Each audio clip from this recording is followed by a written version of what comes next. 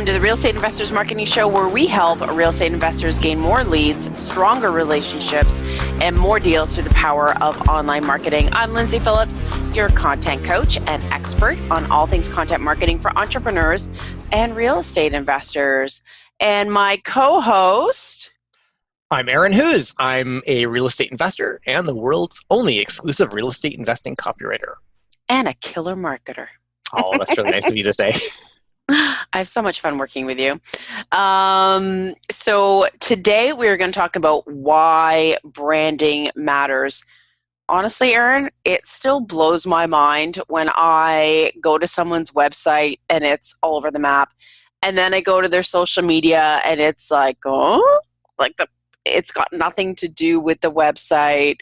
But branding is more than just the logo and the fancy colors. What? What is it, Lyndsay?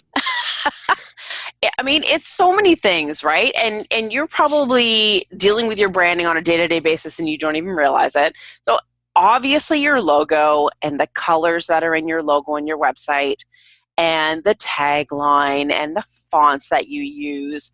Yes, that is absolutely crucial because you need to keep that consistent look for consistency. But it is also about your message, your differentiators, what makes you unique, what the benefits and your solutions are, and what your mission is. So it's like all those things kind of weave together. It's a lot. Yeah, it is. People don't really give it a lot, and often many people just think it's a logo.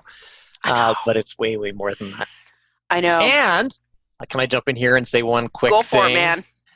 And real estate investors, they have a tricky job because they are not just creating one brand for one company, like every other business out there. But I always think that investors need at least two brands, one for motivated sellers and one for cash buyers, because I don't think that in most cases, there's a few exceptions, but I would say to most of our listeners that you don't want your motivated sellers landing on your cash buyers page. No. And you don't want your cash buyers landing on your motivated sellers page. So I think most investors need two brands, one for each side of their business. That's a great point because really you're targeting two different sets of people. And I've got a couple of clients too, and one that's in note investing and she does one thing and then notes. And the two sites are totally different. Different names, different taglines, different approach, different message, different colors. Like you need to differentiate it because you're trying to attract totally different people. And remember, Aaron, when we worked together on Workers' Comp Renegade, that was such a brand-rich project, I guess you could call it. So he is workers' comp, which there's like a bazillion workers' comp out there, right? But he had a certain approach and advocacy. I can never say that word. And he was very not masculine. Is that the right word? Like just like renegade, like man's man, and I'm going to fight your cause. But he had a very specific message. And when we were working on the branding and like the colors and the look and the logo and the fonts, but even like the wording of his website, like everything was tied into that mission.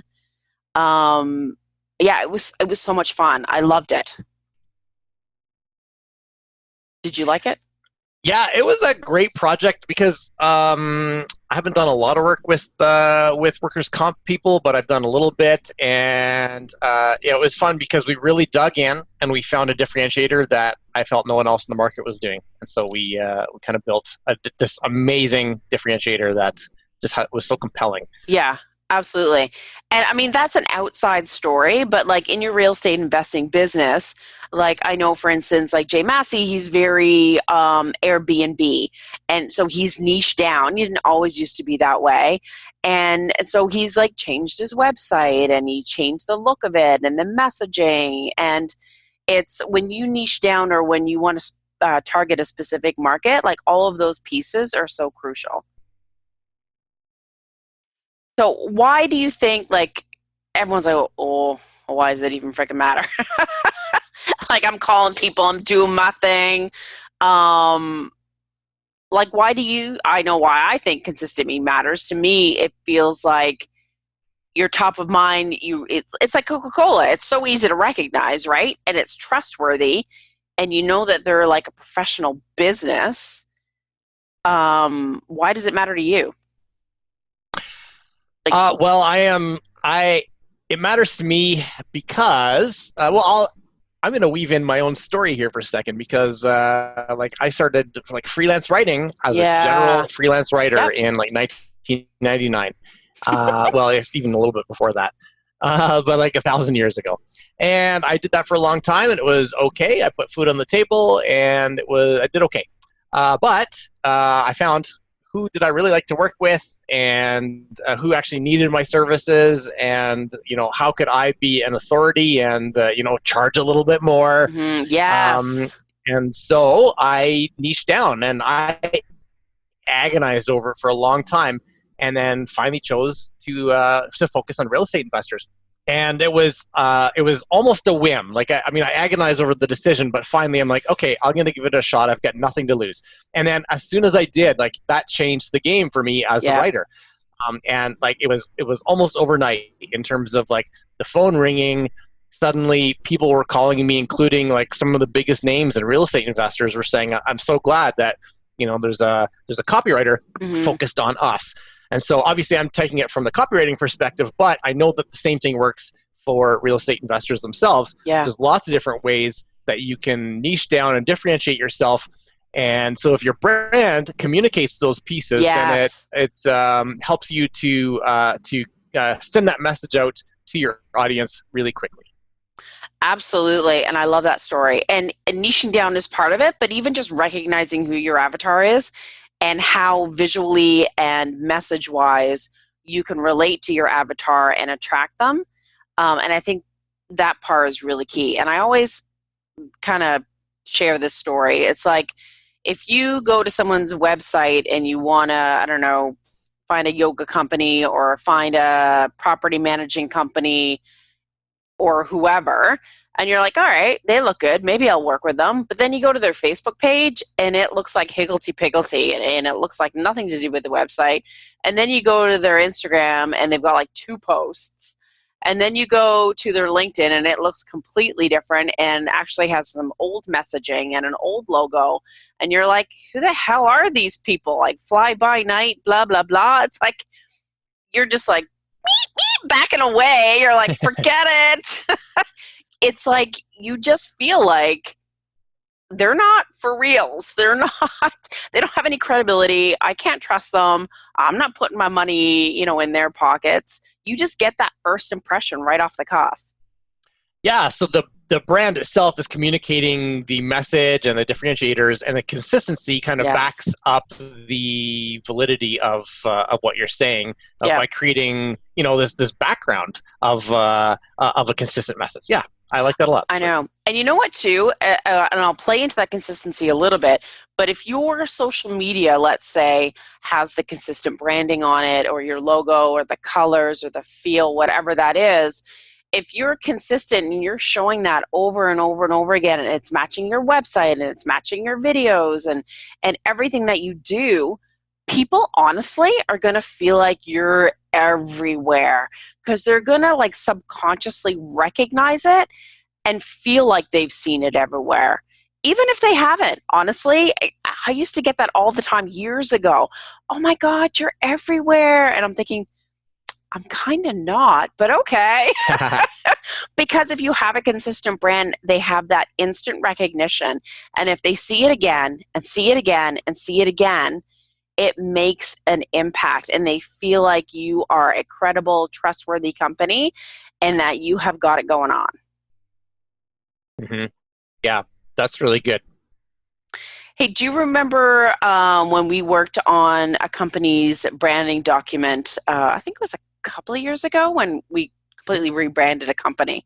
Um, and that opened my eyes as to all the different elements that were part of a branding document. Um, that was an experience, eh? Yes, I think I know which one you're talking about. I've built a lot of them, so I'm trying to True. remember the one that you and I worked on specifically, but I think I know which one you're talking about. Yes. And it's like it had, so just in case you guys aren't aware, so a branding document documents all of your branding pieces. So, like your business name, your tagline, the fonts that you're using, the colors, and even logos that have like they're just white or no background. Or like when do you use the tagline? When do you not use the tagline? Even things as simple as your website, like do you capitalize each word? Do you have the www on it? You want consistency in everything that you do. And then we talked in a past episode, Aaron, about team building.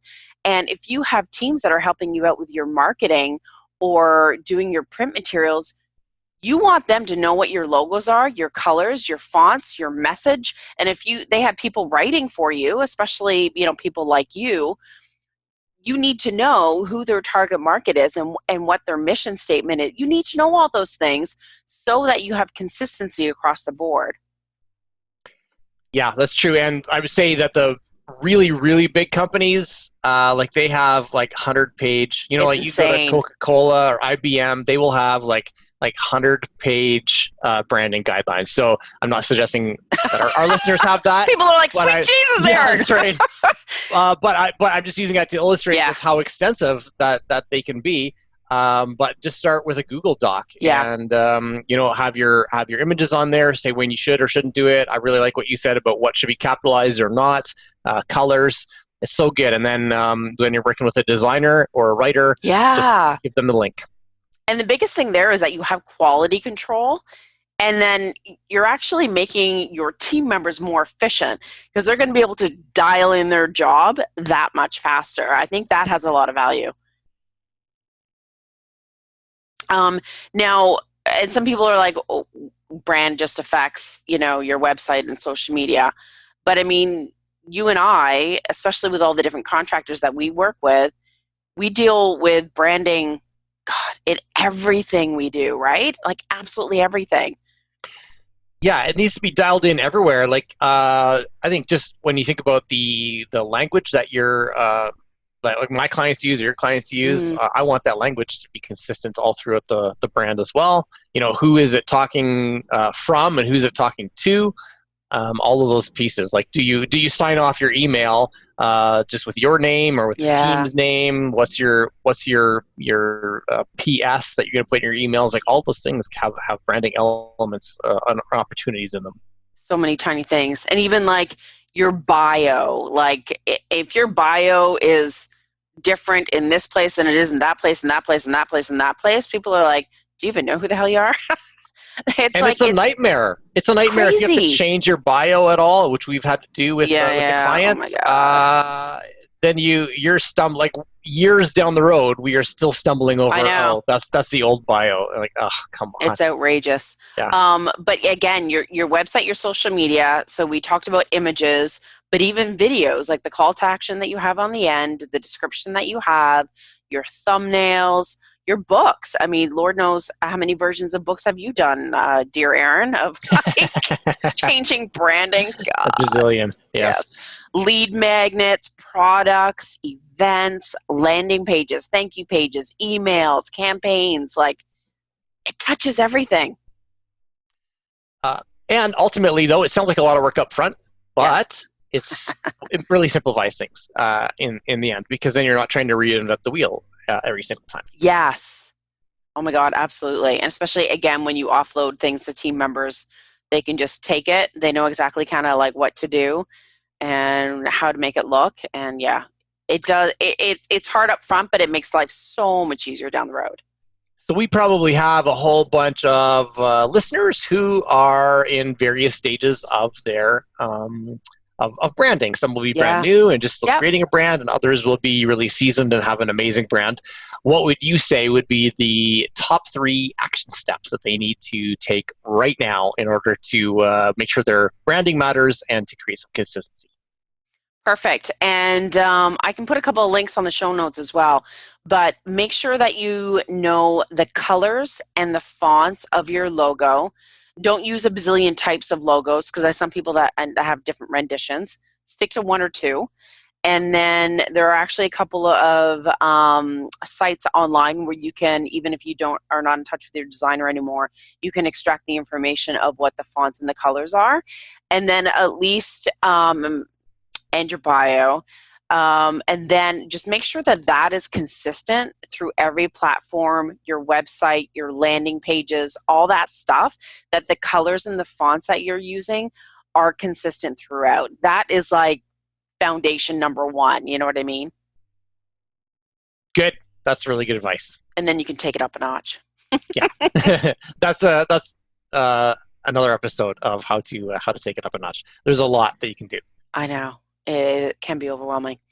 Awesome. Well, that's a wrap, folks, for the Real Estate Investing Marketing Show for today. Thank you so much for listening, and congrats on taking steps to market your investing business. So whether you're involved in wholesaling, flipping, note investing, commercial coaching, there's so many. We get what you do and what marketing strategies will help you reach your goals. So be sure to join the Real Estate Investors Marketing Group in Facebook. We'll share strategies and tools, tips and tricks to grow your authority, build more relationships, and market your real estate investing business. So make sure you head to reimarketinggroup.com and keep listening. See ya. Ciao.